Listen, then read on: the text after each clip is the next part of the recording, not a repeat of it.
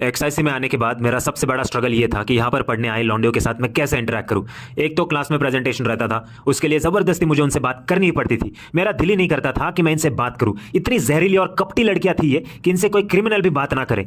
इनका काम रहता था लोगों को जज करना और शेम करना। मुझे ये शेम करती थी, इंसेल है, क्रिपी है, गवार है, बदतमीज़ है, पता नहीं और क्या क्या मेरे बारे में ये बोलती थी। लेकिन मैं तो ये कहूँगा कि ठीक है भाई, हम इंसेल से सही, नहीं पढ़ती हमसे लड़कियाँ। नल्ले हैं हम, नल्ले हैं, लेकिन हम अपने आप पर कंट्रोल करते हैं, अपने माँ बाप के खातिर, संस्कारों के खातिर, भगवान के खातिर। इनसेल ही सही, लेकिन इनकी तरह हम डीजेनरेट और नकली तो नहीं है भाई। ऐसी नमूनियाँ थी भाई ये मेरे क्लास में, एक से एक की पूछो मत। कुछ के मैं तो नाम बताऊंगा। एक थी चाबुक, एक थी रंडोरा, एक थी धाधा, एक थी ड्रूपी, एक थी झिमोना, एक थी फिरबी और एक थी पेप्सी। बाकी कई सारी चुड़ैलें भी थी जो बड़ी ही लो कॉन्शियस बीइंग्स थी। लौंडे भी थे क्लास में 4-5 जो चुगलियां करते थे लड़कियों की तरह, रूठते थे लड़कियों की तरह। फेमिनाइन बंदे साले, टोटल सॉइज। खैर, I was more bothered by girls than boys because these brain washed girls with a real pain in the groin. तो हम एक एक करके इनको देखते हैं कि ये किस टाइप के प्रोटोटाइप्स थे। सबसे पहले हम देखते हैं चाबुक नाम के प्रोटोटाइप को। चाबुक के बारे में अगर एक बात कहूँ तो चाबुक जैसी घटिया और नखरेल लड़की मैंने जिंदगी में नहीं देखी थी।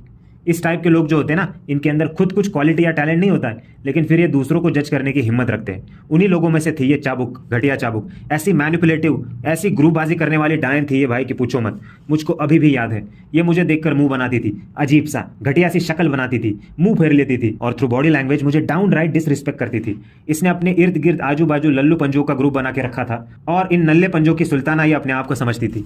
मेरे बारे में उसने कितनी गॉसिपिंग फैलाई होगी, गॉड नोज। मेरे बारे में घटिया सी घटिया बात इसने कही होगी। खैर, इसको अपना कार्मिक हिसाब देना ही पड़ेगा। मैंने तो उसे दिल से बद्दुआ दी थी। मैं आया था कॉलेज, मैंने एडमिशन लिया था इसलिए क्योंकि मैं अपने पुअर कम्युनिकेशन स्किल्स पर काम कर सकूं। मुझे पता था अपनी कमियां कहां पर है, मैं उन्हीं पर काम करना चाहता था। लेकिन ये चाबुक जैसे लोग होते हैं जो दूसरों के रास्तों की रुकावट बन जाते हैं, माहौल खराब कर देते हैं अपनी टॉक्सिसिटी से। तो सलाह यही होगी कि ऐसे लोगों को वहीं पर पटक के पेल देना चाहिए, नहीं तो आप इतने मैनिपुलेट हो जाओगे कि पूछो मत। आपको ऐसे लोगों को कन्फ्रंट करना जरूरी है। मैंने भी कन्फ्रंट चाबुक को किया था। Just to make her understand my anger, I played mind games with her, I applied pull push techniques on her. कभी अच्छे से बात करो तो कभी अचानक से इग्नोर करो। मैंने उसे कॉन्वोकेशन डे पर इग्नोर करके जो सुकून हासिल किया था भाई, अनमैच। ऐसा नहीं है कि ये सब करते वक्त मुझे खुशी चाहिए होती थी, इसके लिए मैंने एडमिशन नहीं लिया था। ये सब करने के लिए नहीं आया था मैं कॉलेज। मैं इतना गंदा इंसान नहीं हूं कि किसी को ह्यूमिलिएटेड फील करवाऊं। गवर्नमेंट जॉब छोड़ के एक्सआईसी में मैं ये सब करने के लिए तो नहीं आया था, लेकिन इन 4-5 लड़कियों ने मेरे अंदर के जानवर को जगाने पर मजबूर कर दिया। अब मैं बात करूंगा दूसरे प्रोटोटाइप की, जिसका नाम था रंडोरा।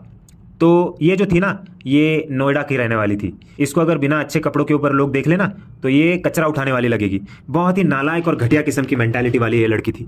जब से कॉलेज स्टार्ट हुआ था तब से ये डायन मेरे बारे में गॉसिपिंग करती थी। मुझे बदनाम करने में इसका बहुत बड़ा हाथ था।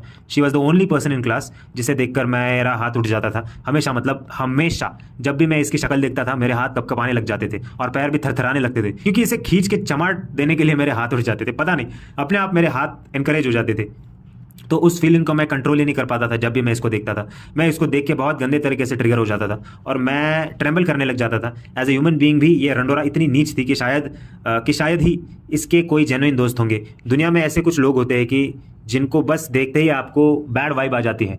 रंडोरा was one of those people जिसे देखने के बाद सामने वाले का बीपी ऊपर नीचे होने लगता है। थर्ड प्रोटोटाइप नमूनी जो थी, उसका नाम था ड्रूपी। तो ये जो ड्रूपी थी ना, ये कार्टून नहीं आता था ड्रूपी कार्टून, उससे इसकी शक्ल मिलती जुलती थी और अकल भी। तो ये जो नासमझ लड़की थी ना, वो अहमदाबाद से थी। इसके मुंह पर हमेशा 12 बजे रहते थे। ये ना कभी स्माइल करती थी, ना कभी अच्छी बातें करती थी। इसकी शक्ल देख के मुझे उल्टी आती थी भाई, सच बोल रहा हूँ, उल्टी। जब जब ये मेरे ग्रुप में प्रेजेंटेशन के लिए आती थी तब तब मुझे टेंशन आता था भाई कि अब क्या बला से जूझना मुझे पड़ेगा। अगली नमूनी थी झिमोना। तो ये जो थी ना झिमोना, ये एक नंबर की toxic, antiman, moody, someone who doesn't know what masculinity is, इस टाइप की औरत थी। एकदम अजीब सी औरत थी। इसके मुंह पर एक सस्पिशियसनेस दिखाई देता था, बिना वजह लोगों पर शक करना, ये थे सब इसके कारनामे। इसको गलती से हाथ और चेयर का धक्का लग गया तो ऐसे मुंह बनाती थी भाई कि जैसे भूकंप आ गया हो। इसके मुंह पे ही सेल्फिशनेस लिखा था। इसकी मेरे सामने औकात ना होने के बावजूद प्रेजेंटेशंस की वजह से मुझे इसकी सुननी पड़ती थी। मुझे कॉलेज का कॉन्वोकेशन डे याद है जिसमें मैंने इसके साथ एक पिक्चर खींची जस्ट एज अ फॉर्मेलिटी, और मेरे मोबाइल में वो पिक खींचा था। और उसके बाद मैं तो भूल ही गया कि मेरे मोबाइल में उसकी पिक्चर है। अब 2 दिन के बाद उसके बॉयफ्रेंड का मुझे मैसेज आता है कि वो पिक्चर मुझे भेजने के लिए। मतलब इतना लो लेवल, ये कैसे कोई सोच सकता है यार कि मैं उस पिक्चर के साथ कुछ करूँगा। मतलब अजीब है यार। उसका ये कहना था कि वो पिक्चर मैं डिलीट कर दूँ। अब क्या ही करूँगा भाई मैं उसके पिक्चर के साथ। वैसे जैसी ये झिमोना थी, मतलब क्या करूंगा मैं इसका? देखो भाई, मैं जज नहीं करना चाहता किसी को, ना ही बॉडी शेम करना चाहता हूँ, लेकिन इनका बिहेवियर ऐसा है कि हमको ये सारी हदें पार करने पर मजबूर कर देती है। 20 साल की लौंडिया थी ये, जिम्बोना एंड ऑल, और इनकी हरकतें 40 साल वाले औरत जैसी थी। मतलब कितने लेवल की मैच्योरिटी थी भाई लड़कियों के अंदर, इतनी लेवल की मैच्योरिटी इतने कम उम्र में, दिस इज़ वेरी बैड। खैर मुझे क्या यार, इनको अपना कर्म खुद भुगतना पड़ेगा। अगली प्रोटोटाइप नमूनी थी, फिर भी ये एक नंबर की चुगलखोर और इररिस्पॉन्सिबल लड़की थी। हरकतें इसकी छोटी बच्चों वाली थी। ड्रामा एडिक्टेड भी ये थी। ये मेरे बारे में फैली थी कि मैं कृपी हूँ, मतलब ये हूँ वो हूँ, मतलब इसकी माँ का यार सबसे ज़्यादा क्लास में इसी ने मेरे बारे में फैलाया होगा। क्या करे यार इनका, क्या करे। बढ़ता हूँ मैं अगले प्रोटोटाइप की तरफ, जिसका नाम था पेप्सी। मेरे क्लास की सबसे मीन, सबसे श्रूड और सबसे चालू डबल फेसेड लड़की थी ये पेप्सी। एक तो इसके मुंह से मैंने कभी इंटेलेक्चुअल टॉपिक्स के बारे में डिस्कशन नहीं सुना। सिर्फ चटपटी मसालेदार बातें ये करती थी। समोसा, कचौरी, इडली, डोसा, बर्गर, ये सब बातें इसके मुंह से आती थी। और मैं ऐसी लड़कियों के साथ क्या ही बात करूंगा यार। ये पेप्सी लड़की जो थी ना, इसकी शक्ल पे मेन हेट्रेड लिखा हुआ था। मेरे पर तो ये ऐसी जलती थी भाई कि सोचो मत। फैकल्टी के पास जा जाकर मेरी चुगलियां करती थी। मेरे बारे में बोलती थी ये कि ल्यूड कमेंट्स पास करता है लड़कियों की तरफ, ही इज वेरी ब्लंट, ये वो। मतलब इसको क्या ही पड़ी थी यार मेरे बारे में, क्या ही ये ऑब्सेस थे मेरे बारे में, खुदा जाने। मैंने शुरू में 1-2 बार इसको दोस्त भी बनाना चाहा, लेकिन मुझे रियलाइज़ हो गया कि these kind of people are not worth it. अगला प्रोटोटाइप था धा धा बंगालन नाम से। अब ये जो लड़की थी ना, इसका मैं मानता हूँ कि चेहरा बड़ा क्यूट था, लेकिन ये जो क्यूट स्माइल थी ना, इसके पीछे एक चुड़ैलन बसी हुई थी। मुझे ये पता था, इसलिए इस नागिन से मैं 4 हाथ दूर रहता था। मुझे एक इंसिडेंट याद है। कॉलेज खत्म होने के बाद मैंने इसको व्हाट्सएप पर एक लंबा चौड़ा मैसेज, रैंट मैसेज बना के भेजा था, ताकि वो मेरे क्रश तक वो मैसेज पहुंचा सके। लेकिन उसने वो मैसेज सब जगह फैला दिया। अब उसको लगा होगा कि she has turn me into a laughing stock, पर इसको क्या पता भाई, वो लंबा चौड़ा मैसेज एनक्रिप्टेड था और मुझे उसकी सब गॉसिपिंग पता चल रही थी। क्या किस तरह की बातें कैसे हो रही है, सब मुझे पता चल रहा था। उस बंगालन को मालूम ही नहीं होगा कि उसके साथ कितना बड़ा कांड हुआ है।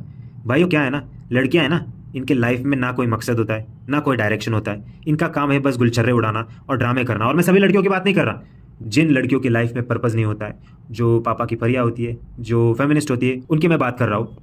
देश के रिसोर्सेस ये खाई जा रही है, ना ही इनकी वजह से देश के अंदर प्रोडक्टिविटी का कल्चर पनप रहा है, ना ही सोसाइटी के अंदर कंस्ट्रक्टिव चीज़ें हो रही है। इनको सिर्फ अपनी खुद की पड़ी है। देश, सोसाइटी, कल्चर, इन चीज़ों से वास्ता इनके जीवन में दूर दूर तक नहीं है। लोगों की मजबूरी इनके लिए गॉसिपिंग का एक टॉपिक बन जाती है। कॉलेज का एक और इंसिडेंट मुझे याद है। एक मेरी क्लासमेट थी जिसको मैंने व्हाट्सएप पर मैसेज किया कॉलेज का प्लेसमेंट सीजन का रिव्यू लेने के लिए, और उसने मैसेज देखकर मुझे इग्नोर कर दिया। मतलब इंपॉर्टेंट चीज़ थी और उसने क्या समझ के रखा है यार अपने आप को। ऐसा करके ये लड़कियां क्या ही दिखाना चाहती है, ये ना फ्लेक्स करना चाहती है अपने गर्लफ्रेंड्स में। इनकी ऐसी हरकतें देख के मुझे लगता है कि इनको ठिकाने लगाने के लिए जाड़ बुद्धि लोग ही चाहिए, जो मेरे सीआईएसएफ में थे, जो कहते थे कि औरत का काम ही है चूड़ी खनकाना, बिंदिया चमकाना और रोटी पकाना। फिर इनको पता चलता कि दुनिया कितनी जालिम है। लेकिन हम ऐसा नहीं करना चाहते, हम तो रिस्पेक्ट देते हैं औरत को। यही रिस्पेक्ट इनको हजम नहीं होता है और ये लड़कियां इस रिस्पेक्ट को अब्यूज करती है। और ये लड़कियां मेरे बारे में क्या बोलती थी, कृपी है, ये है, वो है। इनको पता भी था क्या मेरे बारे में कुछ? I preserve my child like curiosity unlike this bitches, जो 21 साल की उम्र में भी 30 साल की लगती थी। इनमें इनोसेंस नाम की तो चीज़ ही नहीं थी। और कोऑपरेटिव नेचर वो तो भाई छोड़ ही दो। फेमिनिस्ट तो इतनी कड़वी थी ना भाई, असाइनमेंट्स, क्लास या ग्रुप प्रोजेक्ट्स, इसमें भी कोऑपरेट नहीं करती थी। मुझे याद है एक बार ऐसे ही कंप्यूटर सॉफ्टवेयर पढ़ाने वाली एक फैकल्टी थी, तो उस लेक्चर के अंदर उसमें ग्रुप्स बन रहे थे, कौन किसके साथ काम करेगा।